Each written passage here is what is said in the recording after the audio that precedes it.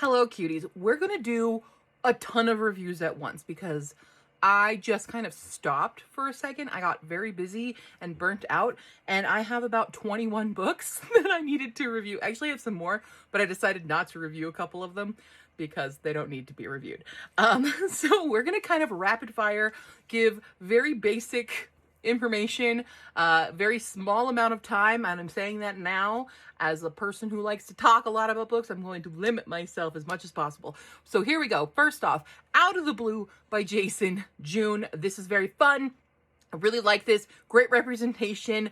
Kind of mad at the ending, but also I get it kind of ending. If you like more, not everything is happy ever after, but it's like a happy for now situation, then you will like this book. And it's also queer mermen and queer mer people liked it a lot. All right, next we have Breathe and Count Back from 10. I did do a full reading log about this. You can check it out, but from that, you can also, if you saw that, then you know, absolutely love this book. Great disability rep and so fun. Also dealing with mer people, but like fictional ones. They're like as a costume.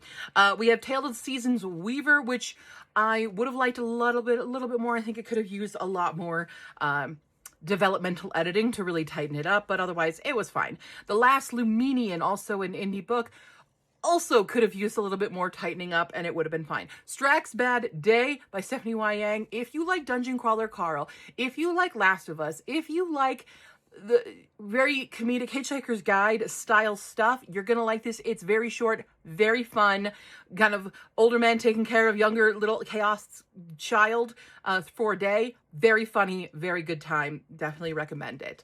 Steelheart by Brandon Sanderson. Highly underrated Brandon Sanderson book. If you like superheroes, if you kind of like The Boys, which I've never actually seen, but I know the base concept, it's kind of The Boys, but also like it's really good, very good. Really like it. Good cliffhanger. Catty Wampus. This is an intersex middle grade fantasy. Very cute, very adorable. Highly recommend. My Roommate is a Vampire by Jenna Levine. A lot more fun than I thought. Not my favorite thing I've ever read, but it was a fun time. Immortal Dark by I don't know how to properly pronounce it. Is it Tigis Girma? Is that how you say it? This was interesting. It's a lot longer than I think it needed to be. It was a lot more intense, especially the dynamic between the main characters is not my favorite thing. Much more for the dark romance girlies out there. I think this would be much more up your alley, not my flavor of book that I usually like to read. It still was very well done, very intense, just not my thing.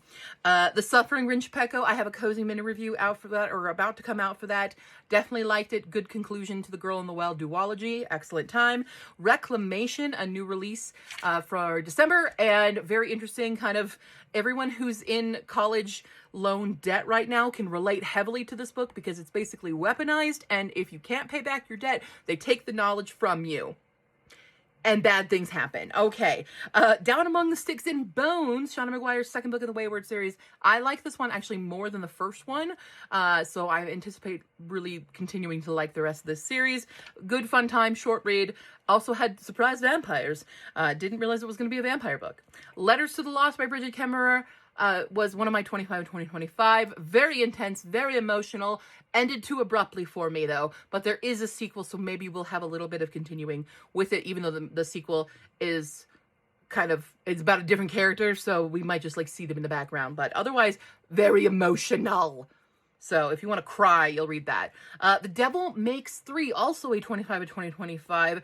Very different from what I thought. A lot more spooky paranormal than I thought it would have. Like a lot more spell work and magic than I thought. But very intense, very gruesome.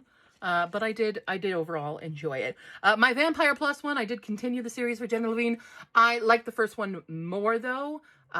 Just because certain personal preferences with this kind of dynamic, but still fun, still very, very fun. I would say. Hollow by Selena Myers. I have a cozy mini review for this as well, so I go into a little bit more depth, but more. It was better than I thought it would be.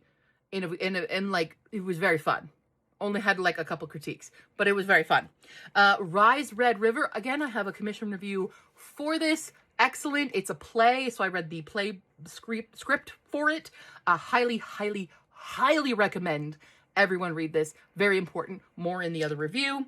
A Werewolf's Guide to Seducing a Vampire concluded. Glimmer Falls for me. It was my least favorite, though. It just had so much focus on the smuttiness of things that it's not my vibe.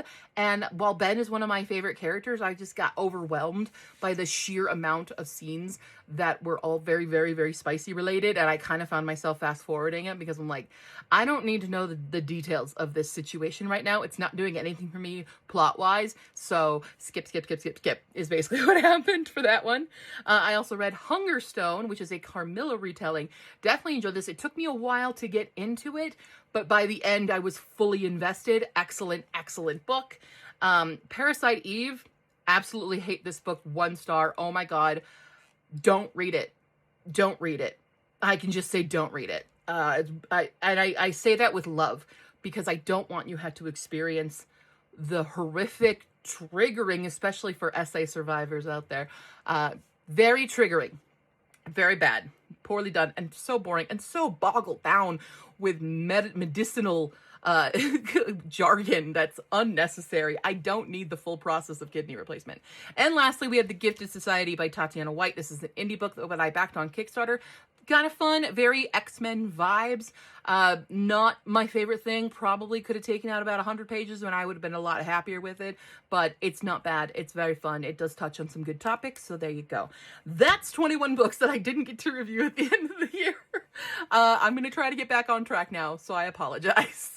Whoops, I forgot 2 books. We had The Magnolia Sword, which is a Mulan retelling. I really, really like this. As far as Mulan retellings go, I think this was probably more accurate to the original ballad. I don't quote me on it because I haven't fully read the original ballad, but like very, very fun. And also The Forever Song by Julie Kagawa. This is a conclusion to the Immortal Rules. No, Blood of Eden. Immortal Rules is the first book. Blood of Eden trilogy. Excellent trilogy. If you were ever a vampire girly back in the heyday of like YA paranormal stuff, like this should have been the hype that Twilight got. This was so good. Okay, I think we're back to where we were.